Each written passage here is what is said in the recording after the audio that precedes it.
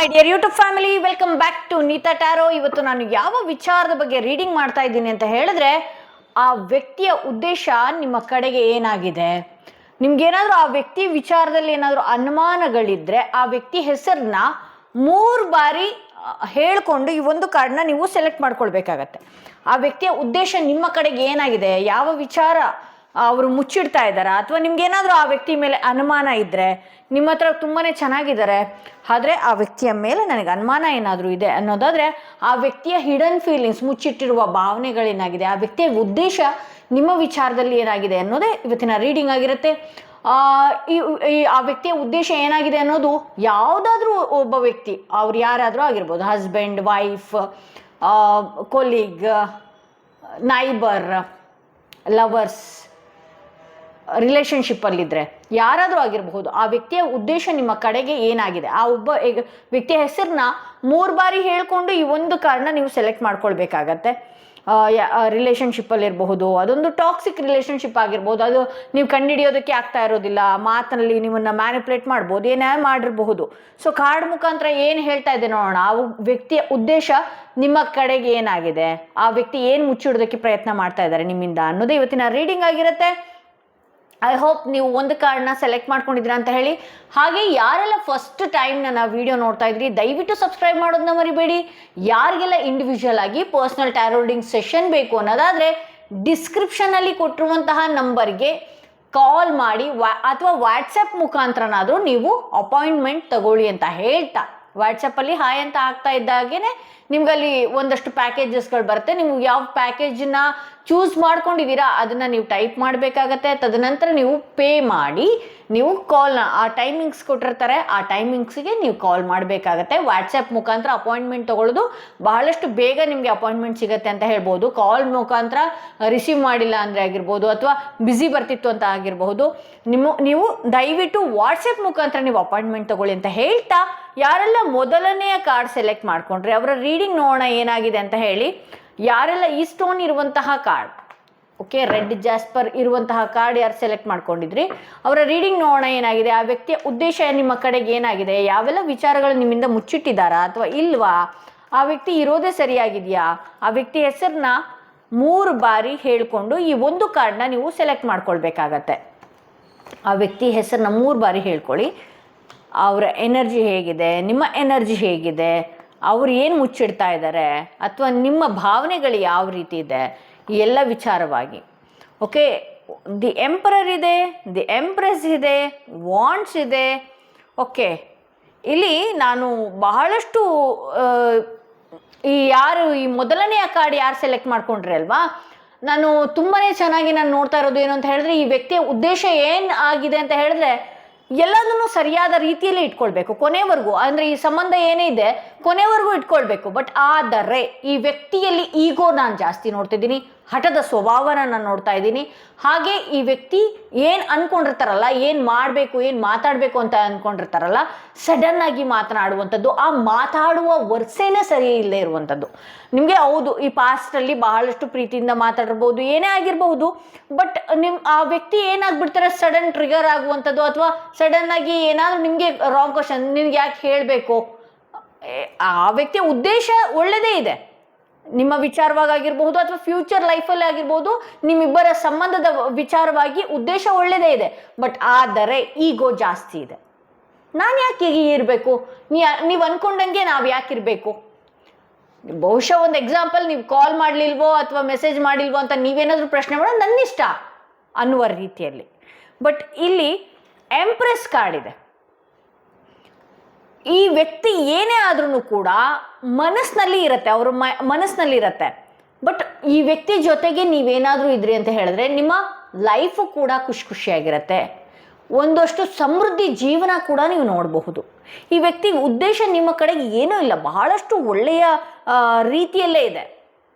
Starting ಅಂತೂ ಈ ವ್ಯಕ್ತಿ ಏನಾದರೂ ನಿಮಗೆ ಹೊಸದಾಗಿ ಪರಿಚಯ ಆದಾಗ ಅದು ಆಗಿರ್ಬೋದು, ಅಥವಾ ಹೊಸದಾಗಿ ಬಾಂಡಿಂಗ್ ಕ್ರಿಯೇಟ್ ಆದಾಗ ಆಗಿರ್ಬೋದು, ಬಹಳಷ್ಟು ನಿಮ್ಮನ್ನು ಒಂದು ಒಳ್ಳೆಯ ಒಳ್ಳೆಯ ರೀತಿಯಲ್ಲಿ ನೋಡ್ಕೊಂಡಿದ್ದಂಥದ್ದಾಗಿರ್ಬೋದು, ತುಂಬಾ ಟೈಮ್ ಕೊಟ್ಟಿದ್ದಂಥದ್ದಾಗಿರ್ಬೋದು, ಇವರಿಂದ ನಿಮಗೆ ಒಳ್ಳೆಯದೇ ಆಗಿದ್ದಂಥದ್ದಾಗಿರ್ಬೋದು.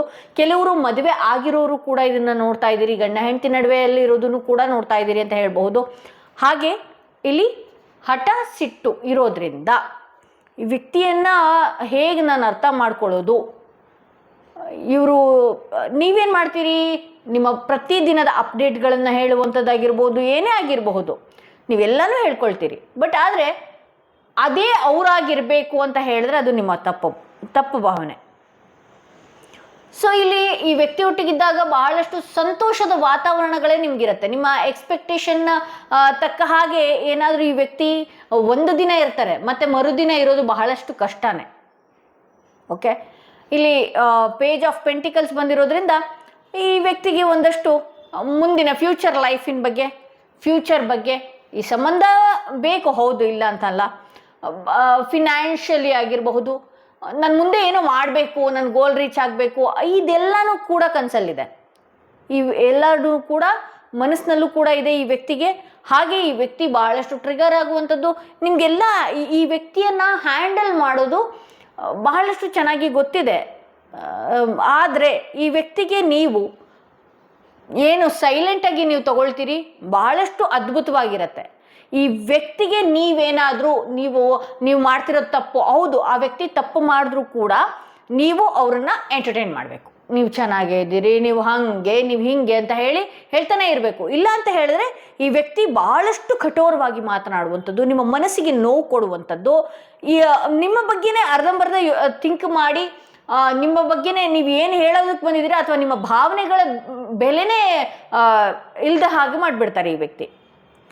ಸೊ ಈ ವ್ಯಕ್ತಿಯನ್ನು ನೀವು ಯಾವಾಗಲೂ ಕೂಡ ಅಷ್ಟೇ ತುಂಬ ನೈಸಾಗಿ ಹ್ಯಾಂಡಲ್ ಮಾಡಬೇಕಾಗತ್ತೆ. ಯಾಕೆಂದರೆ ನೀವು ಟ್ರಿಗರ್ ಆದ್ರಿ ಅಂತ ಹೇಳಿದ್ರೆ ಅಥವಾ ನೀವೇನಾದರೂ ಕ್ವಶನ್ಸ್ಗಳನ್ನು ಕೇಳಿದ್ರಿ ಅಂತ ಹೇಳಿದ್ರೆ 1ಕ್ಕೆ 10 ಪಟ್ಟು ಕ್ವಶನ್ಸ್ಗಳನ್ನು ಕೇಳುವಂಥದ್ದು, ನಿಮ್ಮನ್ನು ಟ್ರಿಗರ್ ಮಾಡುವಂಥದ್ದು, ನಿಮ್ಮ ಕೈಗೆ ಸಿಗದೆ ಇರುವಂಥದ್ದಾಗುವಂಥದ್ದು, ನೋ ಕಾಂಟ್ಯಾಕ್ಟ್ ಸಿಚುವೇಶನ್ಗೆ ಇರುವಂಥದ್ದಾಗಿರಬಹುದು, ನಾನು ಹೇಳ್ದಂಗೆ ಕೇಳಬೇಕು ಅನ್ನುವಂತಹ ಕ್ಯಾರೆಕ್ಟರ್ ಇರುವಂತಹ ವ್ಯಕ್ತಿ.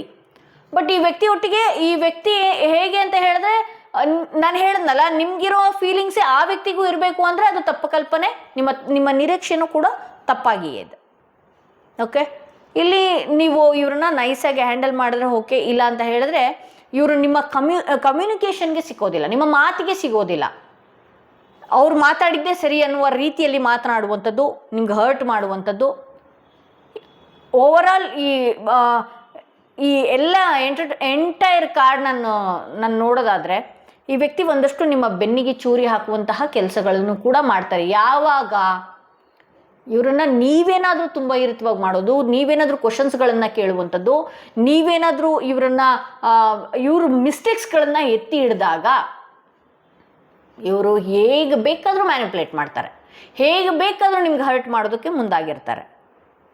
ಸೊ ಈ ವ್ಯಕ್ತಿಯ ಉದ್ದೇಶ ನಿಮ್ಮ ಕಡೆಗೇನು, ನಾನು ಹೇಗಿರ್ತೀನಿ ಅದಕ್ಕೆ ನೀವು ಅಡ್ಜಸ್ಟ್ ಇರೋದಕ್ಕಾಗೋದಿಲ್ಲ ಅಂತ ಹೇಳಿದ್ರೆ ನಿನ್ನ ರೀತಿಯಲ್ಲಿ, ನಿನ್ನ ವೇ ಆಫಲ್ಲಿ ನಾನು ಇರೋದಕ್ಕಾಗೋದಿಲ್ಲ ಅನ್ನುವಂತಹ ರೀತಿಯಲ್ಲೇ ಈ ವ್ಯಕ್ತಿ ಇದ್ದಾರೆ ಅಂತ ಹೇಳ್ಬೋದು. ಓಕೆ, ಸೊ ಈ ವ್ಯಕ್ತಿಯನ್ನು ನೀವು ತುಂಬ ಚೆನ್ನಾಗಿ ಹ್ಯಾಂಡಲ್ ಮಾಡ್ಬೋದು. ನೀವು ಈ ವ್ಯಕ್ತಿಯ ಎಲ್ಲ ವಿಚಾರಗಳು, ಈ ವ್ಯಕ್ತಿಯ ಹ್ಯಾಬಿಟ್ಸ್ ಆಗಿರ್ಬೋದು, ಈ ವ್ಯಕ್ತಿಯ ಟೈಮ್ ಸೆನ್ಸ್ ಆಗಿರ್ಬೋದು, ಈ ವ್ಯಕ್ತಿ ಯಾವ ರೀತಿಯಲ್ಲಿ ಯಾವ ಸಮಯದಲ್ಲಿ ಯಾವ ರೀತಿ ಇರ್ತಾರೆ ಅನ್ನೋದಾಗಿರ್ಬೋದು, ನೀವು ತುಂಬ ಚೆನ್ನಾಗಿ ಅರ್ಥ ಮಾಡ್ಕೊಂಡಿದ್ದೀರಾ. ಬಟ್ ಕೆಲವೊಂದು ಸಲ ನಿಮ್ಮ ಮನಸ್ಸು ಅವ್ರು ಮಾಡೋದನ್ನು ಎಲ್ಲದನ್ನೂ ಸಹಿಸೋದಕ್ಕಾಗೋದಿಲ್ಲ. ಈಗ ಕೋಟ್ಯಾಂತರ ರೂಪಾಯಿ ಕೊಟ್ಬಿಟ್ಟು ನೆಮ್ಮದಿನೇ ಇಲ್ಲ ಅನ್ನೋ ರೀತಿಯಲ್ಲಿರುವಂಥದ್ದಾಗಿರ್ಬೋದು, ಅಥವಾ ನಾನು ನಿನಗೆ ಪರಿಚಯ, ನೀನು ನನಗೆ ರಿಲೇಷನ್ಶಿಪ್ಪಲ್ಲಿ ಬೇಕು, ಅಥವಾ ನೀನು ನನಗೆ ಹೆಂಡತಿಯಾಗಿ ಬೇಕು, ಗಂಡನಾಗಿ ಬೇಕು, ಬಟ್ ಅದರ ಟೈಮ್ ಕೊಡೋದಕ್ಕಾಗೋದಿಲ್ಲ ಅಂತ ಅಂದಾಗಲೂ ಕೂಡ ನಿಮ್ಮ ಮನಸ್ಸು ಸರಿಯಾಗಿ ಇರೋದಿಲ್ಲ. ಅಲ್ಲಿ ಎಷ್ಟೇ ಸಂಭ್ರಮದ ವಾತಾವರಣ ಇದ್ದರೂ ಕೂಡ ಮಾನಸಿಕವಾಗಿ ನೊಂದು ಹೋಗೋದು, ಕಿರಿಕಿರಿಗಳಾಗೋದು, ಅಥವಾ ನೀವು ಬಾಯಿ ತಪ್ಪಿ ಏನಾದರೂ ಒಂದು ಹೇಳಿಬಿಡೋದು, ಈ ರೀತಿ ಎಲ್ಲ ಆಗ್ತಾ ಹೋಗುತ್ತೆ. ಸೊ ಹಾಗಾಗಿ ನಾನು ಈ ಮೊದಲನೆಯ ಕಾರ್ಡ್ ಏನು ನೋಡ್ತಾ ಇದ್ದೀರಲ್ಲ, ಇವರನ್ನು ತುಂಬಾ ನೈಸಾಗಿ ಹ್ಯಾಂಡಲ್ ಮಾಡಬೇಕಾಗತ್ತೆ. ನೀವು ನಿಮ್ಮ ಬಗ್ಗೆ ಹೇಳ್ಕೊಳ್ಳೋದಕ್ಕಿಂತ ಈ ವ್ಯಕ್ತಿಯ ವಿಚಾರವಾಗಿ ಈ ವ್ಯಕ್ತಿ ಹತ್ರನೇ ನೀವು ಹೌದಾ, ನಿಮ್ದು ಹೇಗಿದೆ, ನಿಮ್ಗೆ ಯಾವ ಸಮಯ ಏನಾಯಿತು, ಈ ರೀತಿ ಅವ್ರು ಹೇಳೋದನ್ನೇ ನೀವು ಕೇಳಿ ಅವರನ್ನು ನೀವು ಮ್ಯಾನಿಪುಲೇಟ್ ಮಾಡ್ಕೊಂಡು ಇರೋದಾದರೆ ಇವ್ರ ಜೊತೆ ತುಂಬ ಚೆನ್ನಾಗಿರ್ಬೋದು. ಇಲ್ಲ ಕ್ವಶನ್ ಮಾಡ್ತೀನಿ ಅನ್ನೋದಾದರೆ ಈ ವ್ಯಕ್ತಿ ಜಾಸ್ತಿ ದಿವಸ ಇರೋದಿಲ್ಲ ಅಂತ ತೋರಿಸುತ್ತೆ. ಸೊ ಯಾರೆಲ್ಲ ಸೆಕೆಂಡ್ ಕಾರ್ಡ್, ಈ ಸ್ಟೋನ್ ಇರುವಂತಹ ಕಾರ್ಡ್ ಸೆಲೆಕ್ಟ್ ಮಾಡ್ಕೊಂಡ್ರೆ ಅವರ ರೀಡಿಂಗ್ ನೋಡೋಣ ಏನಾಗಿದೆ ಅಂತ ಹೇಳಿ. ಆ ವ್ಯಕ್ತಿಯ ಉದ್ದೇಶ ನಿಮ್ಮ ಕಡೆಗೆ ಏನಾಗಿದೆ, ಆ ವ್ಯಕ್ತಿಯ ಬಗ್ಗೆ ನಿಮ್ಗೇನಾದರೂ ಅನುಮಾನ ಇದೆಯಾ, ಆ ವ್ಯಕ್ತಿ ನಿಮ್ಮ ನಂಬಿಕೆಗೆ ಏನಾದರೂ ಅರ್ಹರಾಗಿದ್ದಾರಾ, ಆ ವ್ಯಕ್ತಿಯ ಉದ್ದೇಶ ಏನಾಗಿದೆ, ನಿಮ್ಮ ಎನರ್ಜಿ ಯಾವ ರೀತಿ ಇದೆ, ಅದು ಇದೆಲ್ಲದ್ರ ಬಗ್ಗೆನೂ ಕೂಡ ರೀಡಿಂಗ್ ಮಾಡೋಣ. ಯಾರೆಲ್ಲ ಫಸ್ಟ್ ಟೈಮ್ ನನ್ನ ವಿಡಿಯೋ ನೋಡ್ತಾ ಇದ್ರಿ ದಯವಿಟ್ಟು ಸಬ್ಸ್ಕ್ರೈಬ್ ಮಾಡೋದನ್ನ ಮರಿಬೇಡಿ. ಯಾರಿಗೆಲ್ಲ ಇಂಡಿವಿಜುವಲ್ ಆಗಿ ಪರ್ಸನಲ್ ಟ್ಯಾರೋ ರೀಡಿಂಗ್ ಸೆಷನ್ ಬೇಕು ಅನ್ನೋದಾದರೆ ಡಿಸ್ಕ್ರಿಪ್ಷನಲ್ಲಿ ಕೊಟ್ಟಿರುವಂತಹ ನಂಬರ್ಗೆ ಕಾಲ್ ಮಾಡಿ ಮುಂಚಿತವಾಗಿ ಅಪಾಯಿಂಟ್ಮೆಂಟ್ ತಗೊಳ್ಳಿ ಅಂತ ಹೇಳ್ತಾ, ಯಾರೆಲ್ಲ ಮೊದಲನೆಯ ಸೆಕೆಂಡ್ ಕಾರ್ಡ್ ಸೆಲೆಕ್ಟ್ ಮಾಡ್ಕೊಂಡ್ರೆ ಅವರ ರೀಡಿಂಗ್ ನೋಡೋಣ ಏನಾಗಿದೆ ಅಂತ ಹೇಳಿ. ಈ ವ್ಯಕ್ತಿಯ ಉದ್ದೇಶ ನಿಮ್ಮ ಕಡೆಗೆ ಏನಾಗಿದೆ. ಓಕೆ, ನಾನೆಲ್ಲನೂ ಎಕ್ಸ್ಪ್ಲೇನ್ ಮಾಡ್ತಾ ಹೋಗ್ತೀನಿ. ಇಲ್ಲಿ ಈ ವ್ಯಕ್ತಿಯ ಈ ಕೆಲವು ದಿನಗಳಿಂದ ಅಥವಾ 2 ತಿಂಗಳಿಂದ ಈ ವ್ಯಕ್ತಿಯ ಯೋಚನೆನೇ ಬದಲಾವಣೆ ಆಗಿದೆ. ನಿಮಗೆ ಬಹಳಷ್ಟು ಫೇಕ್ ಪ್ರಾಮಿಸ್ಗಳನ್ನು ಕೊಟ್ಟಿರಬಹುದು, ನಿಮ್ಮ ಲೈಫ್ಗೆ ಬಹಳಷ್ಟು ಕಮಿಟ್ಮೆಂಟ್ಗಳನ್ನು ಕೊಟ್ಟಿರಬಹುದು, ಏನೇ ಇರಬಹುದು. ಬಟ್ ಆದರೆ ಇತ್ತೀಚೆಗೆ ಇವರ ಮನಸ್ಥಿತಿ ಬದಲಾಗ್ತಾ ಇದೆ, ಭಾವನೆಗಳು ಬದಲಾಗ್ತಾ ಇದೆ. ನಿಮಗೆ ಕೊಡ್ತಾ ಇದ್ದಂಥ ಟೈಮಿಂಗ್ಸ್ ಆಗಿರ್ಬೋದು, ಏನೇ ಆಗಿರಬಹುದು, ಈ ವ್ಯಕ್ತಿ ಒಂದಷ್ಟು ಬೇರೆ ರೀತಿ ಚೇಂಜ್ ಆಗ್ತಾ ಇದ್ದಾರೆ, ಬೇರೆ ರೀತಿ ಬದಲಾವಣೆ ಆಗ್ತಾ ಇದ್ದಾರೆ ಅಂತ ಹೇಳಿ ತೋರಿಸ್ತಾ ಇದೆ. ಹಾಗೆ ಇಲ್ಲಿ ನೈಟ್ ಆಫ್ ಕಪ್ಸ್ ಬಂದಿರೋದ್ರಿಂದ ಇವ್ರು ಏನು ಮಾತಿಗೆ ನಿಲ್ತಾರೋ, ಅಥವಾ ಇವ್ರು ಈ ಹಿಂದೆ ನಿಮ್ಗೆ ಏನೆಲ್ಲ ಪ್ರಾಮಿಸ್ಗಳನ್ನು ಮಾಡಿದ್ದಾಗಿರ್ಬೋದು, ಇವ್ರು ಏನೆಲ್ಲ ಹೇಳ್ಕೊಂಡಿದ್ದಾಗಿರ್ಬಹುದು, ಇವರು ಸಡನ್ ಆಗಿ ಚೇಂಜ್ ಆಗ್ತಾರೆ. ಇಲ್ಲಿ ನೈಟ್ ಆಫ್ ಸ್ವಾರ್ಡ್ಸ್ ಬಂದಿರೋದ್ರಿಂದ ಇವರು ಇದ್ದ ಹಾಗೆ ಇರೋದು ಸುಳ್ಳು, ಇವರು ಹೇಳಿದಾಗೆ ನಡ್ಕೊಳ್ಳೋದು ಕೂಡ ಸುಳ್ಳು. ಬಿಕಾಸ್ ಇವರ ಮನಸ್ಥಿತಿ ಆ ರೀತಿ ಇದೆ. ಸಡನ್ ಆಗಿ ಈಗ ಯಾವುದೋ ಒಂದು ವಿಚಾರಕ್ಕೆ ಯಾವುದೋ ಒಂದು ದಿನ ನಿಮ್ಮ ಜೊತೆ ಬಹಳಷ್ಟು ಸಂತೋಷವಾಗಿರಬಹುದು, ಬಹಳಷ್ಟು ನಿಮಗೆ ಸಂಭ್ರಮದ ವಾತಾವರಣನ ಕೊಟ್ಟಿರಬಹುದು, ಅಥವಾ ಬಹಳಷ್ಟು ಕನಸುಗಳನ್ನು ನಿಮ್ಮ ಮೇಲೆ ಹೇಳಿರಬಹುದು. ಮುಂದೆ ಆಗಿರೋಣ, ಹೀಗಿರೋಣ, ಏನೆಲ್ಲ ಹೇಳಿರ್ಬೋದು, ಹೀಗಿರ್ತೀವಿ, ಏನೆಲ್ಲ ಹೇಳಿರ್ಬೋದು. ಅದ್ರ ತಕ್ಕ ಹಾಗೆ ಈ ವ್ಯಕ್ತಿ ಇರೋದೇ ಇಲ್ಲ.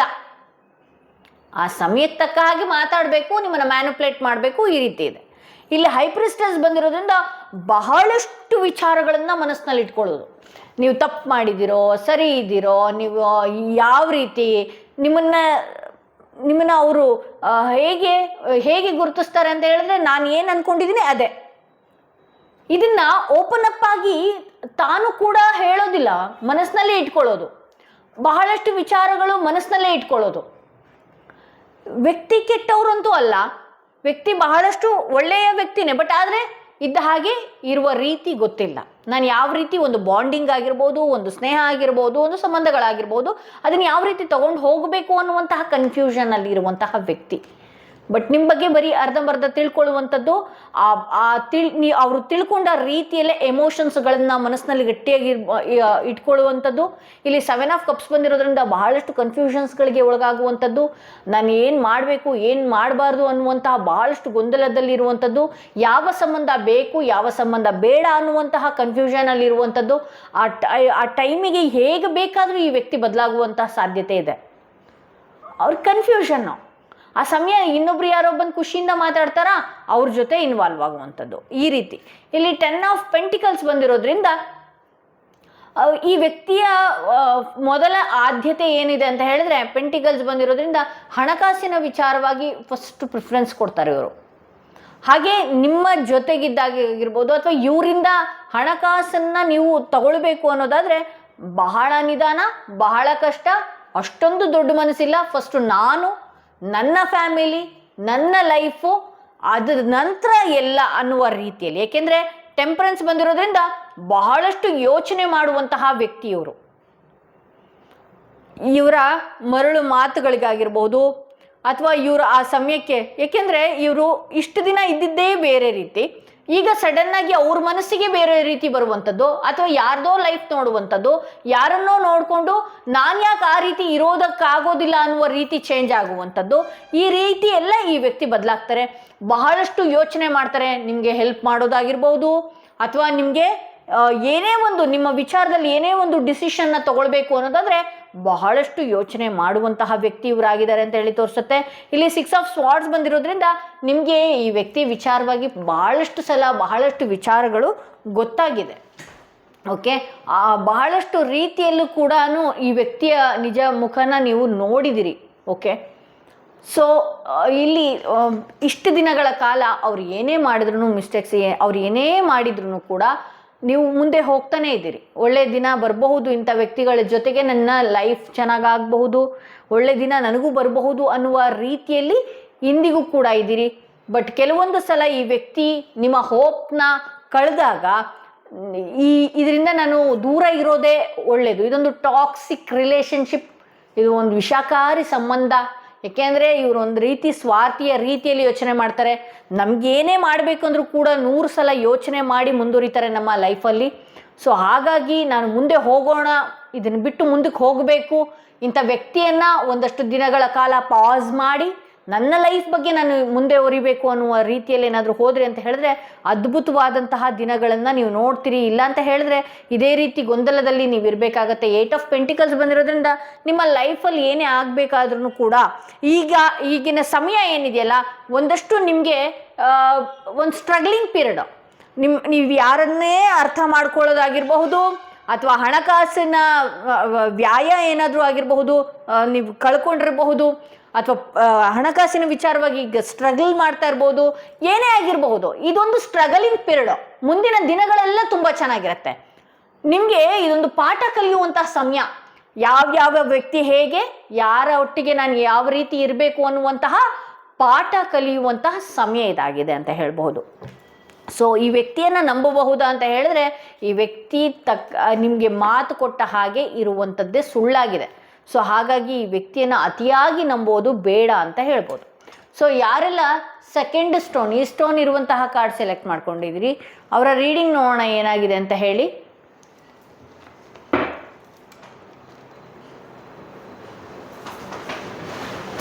ಯಾರೆಲ್ಲ ಈ ಕಾರ್ಡ್ ಸೆಲೆಕ್ಟ್ ಮಾಡ್ಕೊಂಡ್ರಿ, 3ನೇ ಕಾರ್ಡ್, ಅವರ ರೀಡಿಂಗ್ ನೋಡೋಣ. ಹಾಗೆ ಯಾರಿಗೆಲ್ಲ ಇಂಡಿವಿಜುವಲ್ ಆಗಿ ಪರ್ಸನಲ್ ಟಾರೋಡಿಂಗ್ ಸೆಷನ್ ಬೇಕು ಅನ್ನೋದಾದರೆ ಡಿಸ್ಕ್ರಿಪ್ಷನಲ್ಲಿ ಕೊಟ್ಟಿರುವಂತಹ ನಂಬರ್ಗೆ ಕಾಲ್ ಮಾಡಿ ಮುಂಚಿತವಾಗಿ ಅಪಾಯಿಂಟ್ಮೆಂಟ್ ತೊಗೊಳ್ಳಿ. ದಯವಿಟ್ಟು ಕಾಲ್ ರಿಸೀವ್ ಆಗಿಲ್ಲ ಅಥವಾ ಬ್ಯುಸಿ ಬರ್ತಾ ಇದೆ ಅಂತ ಹೇಳಿದಾಗ ನೀವು ವಾಟ್ಸಪ್ ಮುಖಾಂತರನೂ ಕೂಡ ಅಪಾಯಿಂಟ್ಮೆಂಟ್ನ ಬುಕ್ ಮಾಡ್ಕೊಳ್ಬಹುದು. ವಾಟ್ಸಪ್ಪಲ್ಲಿ ಆಯ್ ಅಂತ ಹಾಕಿದಾಗ ಕೆಲವೊಂದಷ್ಟು ನಿಮಗೆ ಪ್ಯಾಕೇಜ್ಗಳು ಬರ್ತಾ ಹೋಗುತ್ತೆ. ಸೊ ಆ ಪ್ಯಾಕೇಜ್ ಚೂಸ್ ಮಾಡಬೇಕಾಗತ್ತೆ, ಪೇ ಮಾಡಿ ನಂತರದಲ್ಲಿ ಕೊಟ್ಟಿರುವ ಟೈಮಿಂಗ್ಸ್ಗೆ ನೀವು ಕಾಲ್ ಮಾಡಬೇಕಾಗತ್ತೆ ಅಂತ ಹೇಳ್ತಾ, ಈ ವ್ಯಕ್ತಿ ನಿಮ್ಮ ನಂಬಿಕೆಗೆ ಅರ್ಹರಾ? ಓಕೆ,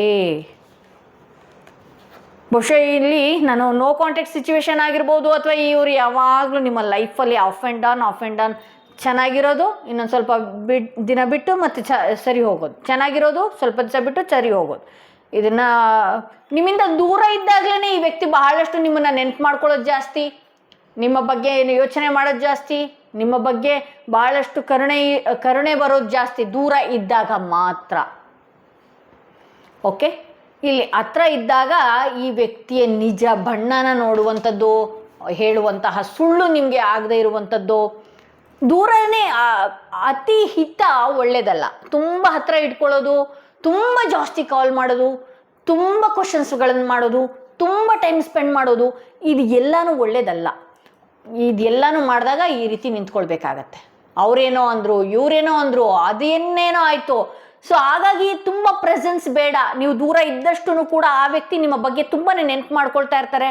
ಈ ವ್ಯಕ್ತಿ ಹೇಗೆ ಅಂತ ಹೇಳಿದ್ರೆ, ನೀವೇನಾದರೂ ತುಂಬ ಜಾಸ್ತಿ ಹತ್ತಿರದಲ್ಲಿದ್ರಿ ಅಂತ ಹೇಳಿದ್ರೆ ಭಾಳಷ್ಟು ನಿಮಗೆ ಹರ್ಟ್ ಮಾಡುವಂಥದ್ದಾಗಿರ್ಬೋದು, ಅಥವಾ ನಿಮ್ಗೆ ಇನ್ನೇನಾದರೂ ನಿಮ್ಮ ಲೂ ಪಾಯಿಂಟ್ಸ್ಗಳನ್ನು ಹೇಳುವಂಥದ್ದು, ಅಥವಾ ಶೇಮ್ ಮಾಡುವಂಥದ್ದು, ಈ ರೀತಿಯೆಲ್ಲ ಈ ವ್ಯಕ್ತಿ ಮಾಡುವಂಥ ಸಾಧ್ಯತೆ ಇದೆ. ಇಲ್ಲಿ ನಿಮ್ಗೆ ಯಾವ ರೀತಿ ಭಾವನೆಗಳು ಕಾಡುತ್ತೆ ಅಂತ ಹೇಳಿದ್ರೆ, ನಾನು ಎಷ್ಟೇ ಮಾಡಿದ್ರು ಕೂಡ ಇದೇ ರೀತಿ ಅಲ್ವಾ, ನನ್ನ ಲೈಫಲ್ಲಿ ಇದೇ ರೀತಿ ಇರುತ್ತಲ್ವಾ ಅನ್ನೋ ಫೀಲಿಂಗ್ಸ್ ನಿಮಗೆ ಬರುತ್ತೆ ಅಂತ ಹೇಳಿ ತೋರಿಸುತ್ತೆ. ಇಲ್ಲಿ ಹರ್ಮಿಟ್ ಕಾರ್ಡ್ ಬಂದಿರೋದ್ರಿಂದ ಸೊ ಇಲ್ಲಿ ಅದ್ಭುತವಾದಂತಹ ಜೀವನ ನಿಮ್ಮದಾಗಿದೆ, ಒಳ್ಳೆಯ ಟೈಮ್ ಇದೆ. ನೀವು ಸ್ಟ್ರಗಲ್ ಮಾಡಬೇಕು ನಿಮ್ಮ ಲೈಫಲ್ಲಿ ಮಾಡಬೇಕಾಗಿರುವಂತಹ ಭಾಳಷ್ಟು ವಿಚಾರಗಳಿದೆ. ಅದನ್ನೆಲ್ಲವುದನ್ನು ಬಿಟ್ಟು ಇದ್ಯಾವುದೋ ಕಡೆ ಗಮನ ಕೊಟ್ಟಾಗ, ಇನ್ಯಾರಿಗೋ ಪ್ರೆಸೆನ್ಸ್ ಕೊಟ್ಟಾಗ, ಇನ್ಯಾರಿಗೋ ನಿಮಗೆ ಅಲ್ಲದೆ ಇರುವಂತಹ ವ್ಯಕ್ತಿಗಳಿಗೆ ನೀವು ತುಂಬ ಟೈಮ್ ಕೊಟ್ಟಾಗ ಒಂಟಿಯಾಗಿ ಅಯ್ಯೋ ಇದರಲ್ಲಿ ಯಾವತ್ತಾದರೂ ನನಗೆ ಬೆಳಕು ಸಿಗ್ಬೋದಾ, ಇವತ್ತು ಚೇಂಜ್ ಆಗ್ತಾರಾ, ನಾಳೆ ಚೇಂಜ್ ಆಗ್ತಾರಾ ಅಂತ ಹೇಳಿ ಒಂಟಿಯಾಗಿ ಬೆಳಕನ್ನು ಹುಡುಕ್ಬೇಕಾಗತ್ತೆ. ಸೊ ನಿಮ್ಮ ಲೈಫಲ್ಲಿ ಎಲ್ಲ ರೀತಿಯೂ ಸ್ಟ್ರಗಲ್ ಪಡ್ತಾ ಇದ್ದೀರಪ್ಪ. ಹಣದ ವಿಚಾರದಲ್ಲಾಗಿರಬಹುದು, ಎಲ್ಲದರ ವಿಚಾರದಲ್ಲೂ ಬಹಳಷ್ಟು ಗೊಂದಲಗಳಿದೆ, ಗೋಜುಗಳಿದೆ. ಅದರ ಬಗ್ಗೆ ಗಮನ ಕೊಡಿ. ಈ ವ್ಯಕ್ತಿಯಿಂದ ದೂರ ಇದ್ದಾಗಲೇ ನಿಮ್ಮ ಬೆಲೆ ಈ ವ್ಯಕ್ತಿಗೆ ಗೊತ್ತಾಗುತ್ತೋ ಬಿಟ್ರೆ, ಹತ್ರ ಇದ್ದಾಗ ನಿಮ್ಮನ್ನ ಒಂಟಿಯಾಗಿ ಮಾಡಿಬಿಡ್ತಾರೆ. ನಿಮ್ಮನ್ನ ಇಗ್ನೋರ್ ಮಾಡುವಂಥದ್ದು, ನಿಮ್ಮನ್ನ ಒಂದಷ್ಟು ಶೇಮ್ ಮಾಡುವಂಥದ್ದು, ನಿಮ್ಮನ್ನ ಬಹಳಷ್ಟು ಅವಾಯ್ಡ್ ಮಾಡುವಂಥದ್ದು, ಜನಗಳ ಮುಂದೆ ಒಳ್ಳೆಯವರ ರೀತಿ ಅವ್ರ ಇದು ಮಾಡಿಕೊಂಡು ನಿಮ್ಮನ್ನ ನೀವಿನ್ನೆಲ್ಲೋ ತಲೆ ತಿಂತಿದ್ದೀರಾ ಅನ್ನುವ ರೀತಿಯಲ್ಲಿ ಅವ್ರು ನಿಮ್ಮನ್ನ ಹರ್ಟ್ ಮಾಡಿದಾಗ ಬಹಳಷ್ಟು ಮನಸ್ಸಿಗೆ ನೋವಾಗತ್ತೆ. ಸೊ ಹಾಗಾಗಿ 8 ಆಫ್ ಪೆಂಟಿಕಲ್ಸ್ ಬಂದಿರೋದ್ರಿಂದ ಇದೊಂದು ಸ್ಟ್ರಗ್ಲಿಂಗ್ ಪೀರಿಯಡ್. ಈ ವ್ಯಕ್ತಿಯ ವಿಚಾರವಾಗಿ ಗೊತ್ತಿದೆ, ನಿಮ್ಮ ಲೈಫಲ್ಲಿ ನೀವು ಮಾಡಬೇಕಾಗಿರೋದೇ ಬಹಳಷ್ಟು ಇದೆಯಪ್ಪ. ಈ ಲೈಫು, ಈ ಏಜ್ ಏನಿದೆಯಲ್ಲ, ಇದು ಕಳ್ಕೊಂಡ್ರೆ ಹೋಗುತ್ತೆ. ಸೊ ಹಾಗಾಗಿ ಇದು ಒಂದು ಪಾರ್ಟ್ ಅಷ್ಟೇ. ಇದನ್ನ ಬಿಟ್ಟು ನೀವು ಅದೇ ಗಮನದಲ್ಲಿ ಇರಬೇಕು ಅನ್ನೋದು ಏನಿಲ್ಲ. ಸೊ ಹಾಗಾಗಿ ಇದ್ರ ಜೊತೆಲಿ ನೀವು ನಿಮ್ಮ ಕೆಲಸಗಳನ್ನ ನೀವು ಮಾಡಬೇಕಾಗತ್ತೆ. ಬೇಸತ್ತು ಹೋಗಿದ್ದೀರಿ, ಈ ವ್ಯಕ್ತಿಯ ವಿಚಾರದಲ್ಲಿ ಸಾಕಾಗಿ ಹೋಗಿದೆ, ಈ ವ್ಯಕ್ತಿಯ ನಿಜ ಮುಖಗಳನ್ನ ನೀವು ತುಂಬಾನೇ ನೋಡಿದಿರಿ, ಎಲ್ಲಾನು ಕಂಪ್ಲೀಷನ್ ಆಗಿದೆ, ಮುಗಿದಿದೆ.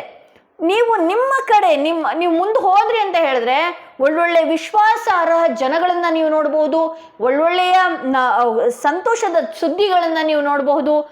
ನೀವಿನ್ನೆಲ್ಲೋ ಯಾರನ್ನೋ ಅಲ್ಲದೆ ಇರೋ ವ್ಯಕ್ತಿಗಳನ್ನ ಬಹಳಷ್ಟು ಹಿಂದೆ ಹೋಗಿ ನೀವು ನೋವು ಪಡ್ಕೊಳ್ಳೋದಕ್ಕಿಂತ ನೀವು ಇದನ್ನ ಬಿಟ್ಟು ಸ್ವಲ್ಪ ದಿನಗಳ ಕಾಲದಲ್ಲಾಗಿರಬಹುದು, ಸ್ವಲ್ಪ ದಿನ ಆಗಿರಬಹುದು, ನೀವು ದೂರ ಹೋದ್ರಿ ಅಂತ ಹೇಳಿದ್ರೆ ಈ ವ್ಯಕ್ತಿಗೆ ನಿಮ್ಮ ಬಗ್ಗೆನೇ ಒಂದಷ್ಟು ಗೌರವ ಬರುವಂತಹ ಸಾಧ್ಯತೆ ಇದೆ. ಹಾಗೆ ಈ ವ್ಯಕ್ತಿಯಿಂದ ನೀವು ದೂರ ಇದ್ದಷ್ಟು ನಿಮ್ಮ ಲೈಫಲ್ಲಿ ಏನಿದೆಯಲ್ಲ ಬಹಳಷ್ಟು ಸಂತೋಷದ ಸುದ್ದಿಗಳು ಬರುವಂತಹ ಸಾಧ್ಯತೆ ಇದೆ. ಇದೇ ಒಂದು ಕಪ್ಪೆಯಲ್ಲಿ ಬಿದ್ದಿರೋ ಬಾವಿಯಲ್ಲಿ ಬಿದ್ದಿರುವ ಕಪ್ಪೆಗಳ ರೀತಿಯಲ್ಲಿ ಇದು ಬಿಟ್ರೆ ನನ್ನ ಲೈಫ್ ಇಲ್ಲ, ಇದಿಲ್ದಿದ್ರೆ ನನ್ನ ಜೀವನ ಇಲ್ಲ ಅನ್ನುವ ರೀತಿಯಲ್ಲಿ ದಯವಿಟ್ಟು ಮಾಡಕ್ಕೆ ಹೋಗ್ಬೇಡಿ. ಇಂಥ ವ್ಯಕ್ತಿಗಳು ನಿಮ್ಮ ಲೈಫಲ್ಲಿ ಅಪ್ಪ ಅಮ್ಮನ್ನೇ ಬಿಟ್ಟು ನಾವು ದೂರ ಇರ್ತೀವಂತೆ, ಇವರೆಲ್ಲ ಮಧ್ಯದಲ್ಲಿ ಬಂದವರು. ಇವ್ರನ್ನ ಯಾಕೆ ಇನ್ವಾಲ್ವ್ ಆಗ್ತೀರಿ? ಇವ್ರನ್ನ ಯಾಕೆ ಅಷ್ಟೊಂದು ಹಚ್ಕೊಳ್ಳುವಂಥದ್ದು ಅವಶ್ಯಕತೆ ಇಲ್ಲ. ನೀವು ಇಂಥ ವ್ಯಕ್ತಿಗಳಿಂದ ದೂರ ಇದ್ದಷ್ಟು ನಿಮ್ಮ ಬೆಲೆ ಜಾಸ್ತಿ ಹೋಗ್ತಾ ಇರುತ್ತೆ. ಈ ವ್ಯಕ್ತಿಯಿಂದ ನಿಮ್ಮ ಮನೆಯಲ್ಲಾಗಿರುವ ವಿಷಯನೋ ಅಥವಾ ನಿಮ್ಮಲ್ಲಿ ಆಗ್ತಿರುವಂಥದ್ದು ವಿಚಾರನೋ ಹೇಳ್ಕೋಬೇಕು ಮಾಡ್ಕೋಬೇಕು ಅನ್ನೋದಕ್ಕಿಂತ ಇದನ್ನ ಬಿಟ್ಟಾಕಿ, ಡಿಲೀಟ್ ಮಾಡಿ ಹಾಕಿ, ತಲೆಯಿಂದ ಡಿಲೀಟ್ ಮಾಡಿ ಹಾಕಿ. ನೀವು ದೂರ ಎಷ್ಟಿರ್ತೀರಿ ಅಷ್ಟೇ ಆ ವ್ಯಕ್ತಿಗೆ ಬಹಳಷ್ಟು ನೆನಪುಗಳು ಕಾಡ್ತಾ ಹೋಗುತ್ತೆ ಅಂತ ಹೇಳ್ಬೋದು. ಇಲ್ಲಿ ಜಸ್ಟಿಸ್ ಬಂದಿರೋದ್ರಿಂದ ಇವ್ರೇನಾದ್ರೂ ನಿಮ್ಗೆ ಅವಮಾನ ಮಾಡಿದ್ದಾಗಿರ್ಬಹುದು, ಇವ್ರೇನಾದ್ರೂ ನಿಮ್ಮ ಬಗ್ಗೆ ದೂರಿದ್ದಾಗಿರ್ಬಹುದು, ಈ ರೀತಿ ಎಲ್ಲ ಮಾಡ್ಕೊಂಡು ಬಂದಿದ್ದಾರೆ ಅಂತ ಹೇಳಿದ್ರೆ ಅದಕ್ಕೆ ತಕ್ಕ ಹಾಗೆ ಪಶ್ಚಾತ್ತಾಪ ಪಡುವಂತಹ ಸಾಧ್ಯತೆ ಹೆಚ್ಚಿದೆ. ಓಕೆ, ನಿಮ್ಮ ಬಗ್ಗೆ ಗೊತ್ತಾಗುವಂತಹ ಸಾಧ್ಯತೆ. ಹಾಗೆ ಇಲ್ಲಿ ಕ್ವೀನ್ ಆಫ್ ವಾಂಡ್ಸ್ ಬಂದಿರೋದ್ರಿಂದ ನೀವು ಇಂಥ ಟಾಕ್ಸಿಕ್ ವ್ಯಕ್ತಿಗಳನ್ನ, ವಿಷಕಾರಿ ವ್ಯಕ್ತಿಗಳಿಂದ ನಂಬುವುದಕ್ಕಿಂತ ದೂರ ಇದ್ದಾಗ ನಿಮ್ಮ ಜೀವನದಲ್ಲಿ ಏನು ಸಾಧನೆ ಮಾಡಬೇಕು, ಯಾವ ಒಳ್ಳೆ ಸ್ಥಾನಕ್ಕೆ ಹೋಗಬೇಕು, ಒಂದು ರೀತಿಯಲ್ಲಿ ನೀವು ಇವರಿಂದ ದೂರ ಇದ್ದು ನಿಮ್ಮ ಬೆಲೆ ತೋರಿಸಿದಾಗ ನಿಮ್ಮ ಲೈಫ್ ಯಾವ ರೀತಿ ಇದೆ ಅಂತ ಹೇಳಿದ್ರೆ ಆ ವ್ಯಕ್ತಿಯ ಹುಬ್ಬೆ ಆರಬೇಕು. ನಾನು ಇಂಥವ್ರಿಗೆ ಅವಾಯ್ಡ್ ಮಾಡಿದ್ದು ಅಥವಾ ಇಂಥವ್ರನ್ನ ನಾನು ಮಿಸ್ ಮಾಡ್ಕೊಂಡಿದ್ದು ಅನ್ನುವ ರೀತಿಯಲ್ಲಿ ಬೆಳಿತೀರಾ ಅನ್ನುವ ರೀತಿಯಲ್ಲಿ ಇದು ತೋರಿಸ್ತಾ ಇದೆ. ನಿಮ್ಗೆ ಆಬ್ವಿಯಸ್ಲಿ ಈ ವ್ಯಕ್ತಿ ವಿಚಾರವಾಗಿ ಈ ಕಾರ್ಡ್ ನೋಡಿ ಹೇಳೋದಕ್ಕಿಂತ ಈ ವ್ಯಕ್ತಿ ವಿಚಾರವಾಗಿ ಪ್ರತಿ ದಿನಾನೂ ಕೂಡ ಈ ವ್ಯಕ್ತಿ ವಿಚಾರವಾಗಿ ಎಲ್ಲಾನು ನೋಡ್ತಾ ಇದ್ದೀರಿ. ಸೊ ಹಾಗಾಗಿ ಇಂಥ ವ್ಯಕ್ತಿಯ ವಿಚಾರವಾಗಿ ನೀವು ಫುಲ್ ಸ್ಟಾಪ್ ಇಡಬೇಕಾಗತ್ತೆ. ಇದನ್ನ ಬಿಟ್ಟು ನಿಮ್ಮ ಲೈಫ್ ಕಡೆ ಗಮನ ಕೊಡಬೇಕಾಗತ್ತೆ, ನಿಮ್ಮ ಮುಂದಿನ ಜೀವನದ ಕಡೆ ಗಮನ ಕೊಡಬೇಕಾಗತ್ತೆ ಅಂತ ಹೇಳ್ತಾ ಈ ವಿಡಿಯೋನ ಇಲ್ಲಿಗೆ ಮುಗಿಸ್ತಾ ಇದ್ದೀನಿ. ಯಾರೆಲ್ಲ ಫಸ್ಟ್ ಟೈಮ್ ನನ್ನ ವಿಡಿಯೋ ನೋಡ್ತಾ ಇದ್ದೀರಿ ದಯವಿಟ್ಟು ಸಬ್ಸ್ಕ್ರೈಬ್ ಮಾಡೋದನ್ನ ಮರಿಬೇಡಿ. ಯಾರಿಗೆಲ್ಲ ಇಂಡಿವಿಜುವಲ್ ಪರ್ಸನಲ್ ಟಾರೋಟಿಂಗ್ ಸೆಷನ್ ಬೇಕು ಅನ್ನೋದಾದ್ರೆ ಡಿಸ್ಕ್ರಿಪ್ಷನ್ ಅಲ್ಲಿ ಕೊಟ್ಟಿರುವಂತಹ ನಂಬರ್ಗೆ ಕಾಲ್ ಮಾಡಿ ಮುಂಚಿತವಾಗಿ ಅಪಾಯಿಂಟ್ಮೆಂಟ್ ತಗೊಳ್ಳಿ ಅಂತ ಹೇಳ್ತಾ ಈ ವಿಡಿಯೋನ ಇಲ್ಲಿಗೆ ಮುಗಿಸ್ತಾ ಇದ್ದೀನಿ.